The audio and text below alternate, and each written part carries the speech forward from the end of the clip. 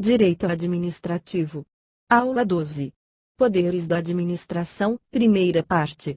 Poder disciplinar, hierárquico e regulamentar. Conceituação. Os poderes da administração são prerrogativas de direito público que o sistema jurídico confere aos agentes públicos para permitir que o Estado alcance suas finalidades. Decorrem da supremacia do interesse público sobre o interesse privado, e portanto, têm caráter meramente instrumental, pois seu valor está nos fins que o Estado persegue. Justamente por esse caráter instrumental, e também pelo motivo de que a administração não tem só o direito, mas principalmente o dever de agir em prol do interesse público, pode-se dizer que esses poderes são, na verdade, poderes-deveres. Celso Antônio Bandeira de Melo os chama de deveres-poderes, justamente para sublinhar que a administração tem o dever de utilizar tais poderes, sempre que necessários ao interesse público.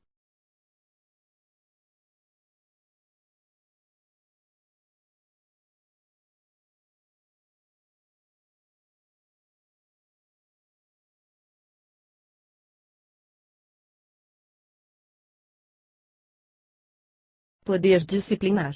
Consiste na possibilidade de a administração aplicar punições aos agentes públicos que cometeram infrações funcionais. O poder disciplinar está sempre sujeito à garantia do contraditório e da ampla defesa. E deve ser sempre motivado. Espécies de poderes. Nessa aula, estudaremos o poder disciplinar, o hierárquico e o regulamentar. Deixaremos para a próxima aula o estudo do poder de polícia. Todos eles são exercidos através de atos administrativos. O ato administrativo pode ser vinculado ou discricionário. Por isso, costuma-se falar também em poder vinculado e poder discricionário. Poder vinculado e poder discricionário. O exercício do poder vinculado ocorre quando a administração pratica os chamados atos vinculados. O ato vinculado ocorre quando a lei atribui determinada competência, definindo todos os aspectos da conduta a ser adotada pelo agente público, sem atribuir margem de liberdade. Onde houver vinculação, o agente público é um simples executor da vontade da lei. Como exemplo, temos o ato de lançamento tributário, previsto no Código Tributário Nacional. O agente competente para o lançamento não tem margem de liberdade, não tem escolha entre lançar ou não. Já o poder discricionário significa uma maior margem de escolha pelo legislador, tendo em vista a conveniência e a oportunidade para atingir o interesse público. Há várias justificativas possíveis para a existência dos atos discricionários. Intenção deliberada do legislador. A discricionariedade seria uma técnica utilizada pelo legislador para transferir à administração a possibilidade de escolher diante das situações concretas. Impossibilidade de o legislador regrar todas as situações possíveis. Como as circunstâncias concretas variam enormemente, não é possível que o legislador as preveja integralmente. Daí, a necessidade de a administração fazer escolhas em algumas situações concretas. Impossibilidade jurídica da supressão da discricionariedade. Em razão da tripartição dos poderes, o legislador está proibido de esgotar todas as situações concretas pertinentes a uma situação jurídica, ainda que isso fosse possível, uma vez que isso implicaria no esvaziamento das atribuições do poder executivo e a ruptura de sua independência. Impossibilidade lógica. Como a norma criada pelo legislador deve necessariamente ser abstrata, o legislador é levado a utilizar conceitos vagos, imprecisos. Exemplos de conceitos vagos: boa-fé, risco iminente, perigo evidente, bons costumes, interesse público, solução adequada. Cada um desses conceitos pode adquirir significados diferentes diante das circunstâncias, razão pela qual se torna necessária a intervenção da discricionariedade administrativa. Outro ponto que merece destaque é que não há ato administrativo totalmente discricionário. Todo ato, em algum aspecto, é vinculado. Uma discricionariedade total seria contrária ao próprio princípio da legalidade e da finalidade do interesse público. A questão é saber quais aspectos do ato administrativo são vinculados. Majoritariamente, entende-se que os aspectos da competência, da finalidade e da forma são sempre vinculados. E os aspectos do motivo e do objeto podem ser discricionários. Podem ser, porque no ato vinculado, todos os aspectos são vinculados. Competência. Para que o ato seja válido, deve ser praticado pelo agente ou órgão indicados pela lei com atribuição para sua prática. Não há liberdade de escolha. Forma. É o modo pelo qual a vontade da administração se manifesta. Normalmente, a lei exige a forma escrita. Para que o ato administrativo seja válido, deve obedecer à forma prescrita pela lei para a sua prática. Exemplo. Uma advertência ao servidor deve obedecer à forma escrita, por determinação legal. Também não há liberdade de escolha quanto a esse aspecto, e por isso ele é também vinculado. Finalidade. O ato deve buscar sempre o interesse público. Assim, são inválidos os atos praticados com fins pessoais ou para favorecer terceiros. Também não há margem de escolha. Motivo. É o fato ou situação de direito que levou a administração a praticar o ato. É a causa que autoriza a expedição do ato. Esse aspecto pode ser discricionário. O maior exemplo é quando a hipótese prevista na norma traz conceitos vagos. Veja o exemplo da Lei 9.784, que traz a expressão vaga, risco iminente. Objeto. É o resultado prático almejado pela administração, quando pratica o ato. Por exemplo, atos praticados pela administração para controlar a inflação, decorrem de uma série de escolhas técnicas, baseadas na situação econômica de cada momento. Nos atos discricionários, o Poder Judiciário pode controlar a legalidade dos aspectos vinculados. E pode controlar a razoabilidade dos aspectos discricionários. Poder disciplinar. Consiste na possibilidade de a administração aplicar punições aos agentes públicos que cometeram infrações funcionais. O poder disciplinar está sempre sujeito à garantia do contraditório e da ampla defesa. E deve ser sempre motivado. Poder disciplinar. Aspectos vinculados e discricionários. Aplicar uma penalidade, punir, é sempre um dever da administração, se algum agente cometer uma infração. Nesse aspecto, a administração está vinculada. Mas a lei permite a escolha da pena aplicável, e nesse aspecto o poder disciplinar é discricionário. Veja o exemplo da Lei 8.112 de 90. No artigo 127, prevê um rol de punições.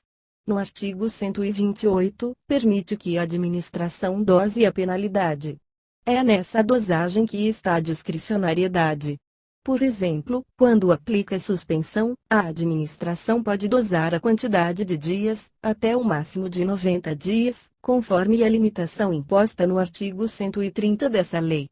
Mas a administração federal, com base nessa lei, não pode escolher entre aplicação de advertência, ou suspensão, ou demissão, e assim por diante. É porque a Lei 8.112 já estabelece quais infrações serão punidas com advertência, quais outras são punidas com suspensão, quais outras com demissão. Isso significa que a lei federal diminuiu a amplitude da discricionariedade que a administração tem para punir. Mas outras leis podem dar uma amplitude de escolha maior. É o caso do Estado de São Paulo.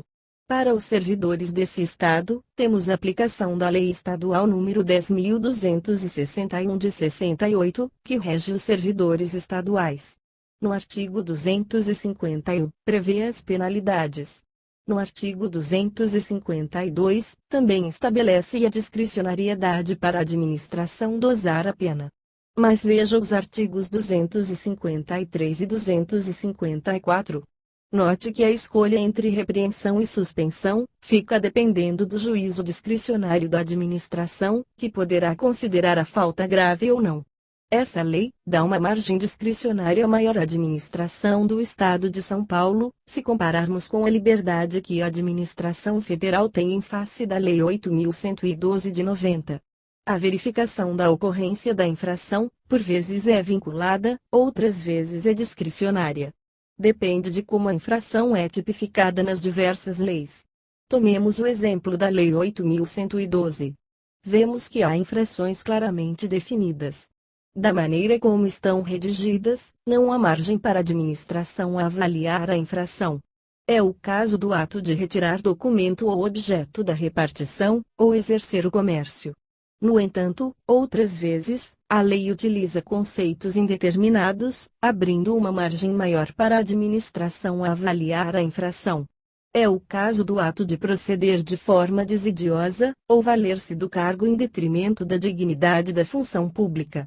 Essas expressões em destaque dão maior margem de discricionariedade à administração. Poder hierárquico. É o poder de distribuir e ordenar as funções dos órgãos administrativos, estabelecendo a relação de subordinação entre os servidores. Quando vemos um organograma, fica fácil compreender como a administração tem o poder de se organizar internamente com vínculo de subordinação. Esse poder implica na prerrogativa que as autoridades têm de dar ordens aos subordinados, gerando para eles o dever de obediência. Ressalvam-se as ordens manifestamente ilegais, que devem ser denunciadas. Implica, também, na prerrogativa de autoridade superior fiscalizar os atos dos subordinados, velando sempre por sua legalidade, moralidade, eficiência, impessoalidade, e assim por diante. A prerrogativa de rever os atos dos subordinados, no intuito de reformá-los ou mantê-los. Essa prerrogativa pode ser exercida pela autoridade de ofício, ou a requerimento de algum interessado. A revisão hierárquica somente é possível enquanto o ato não se tenha tornado definitivo para a administração, situação que se costuma chamar de coisa julgada administrativa. Também é importante lembrar, como já estudamos, que quando o ato for revogado, devem ser respeitados os direitos adquiridos. Do poder hierárquico também decorre o poder de delegar atribuições. Delegação é a distribuição provisória de parcela das atribuições para um outro órgão administrativo. Existe a delegação vertical e a horizontal.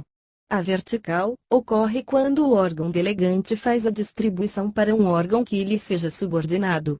A horizontal ocorre para órgãos fora da linha hierárquica. Em nível federal, a delegação está regulada pela Lei 9.784 de 99, nos artigos 12 a 14. Pause a apresentação para ler melhor. Finalmente, também decorre do poder hierárquico a prerrogativa de avocar atribuições. A avocação é a atração de atribuições que originariamente pertencem a subordinados. A autoridade superior chama para si atribuição para a prática de algum ato. É necessário haver relação hierárquica, e por isso, a avocação só ocorre verticalmente. Poder regulamentar. É o poder concedido pela Constituição, para que o administrador possa editar atos administrativos normativos. A finalidade principal desse poder é detalhar e regulamentar a lei.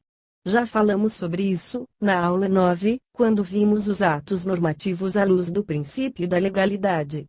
Quando a norma constitucional determina que a expedição de decretos e regulamentos se destina a dar fiel execução à lei, significa que o poder regulamentar não pode inovar no ordenamento jurídico. Também vimos isso na aula 9. A partir da Emenda Constitucional 32 de 2001, foi inserida a possibilidade de regulamentos autônomos. São chamados de autônomos, porque seu fundamento de validade encontra-se diretamente na Constituição, sem que regulamente lei alguma. Os regulamentos autônomos inovam o direito. Mas essa força inovadora é muito limitada, já que as únicas possibilidades de regulamento autônomo, previstas no artigo 84, inciso 6 da Constituição, se destinam à organização interna da administração pública, sem efeitos externos. Há países, como a França, em que a administração pública possui maiores poderes para editar regulamentos autônomos. Revisão. Conceituamos os poderes da administração, chamando atenção para seu caráter instrumental. Por isso, também são chamados de poderes-deveres.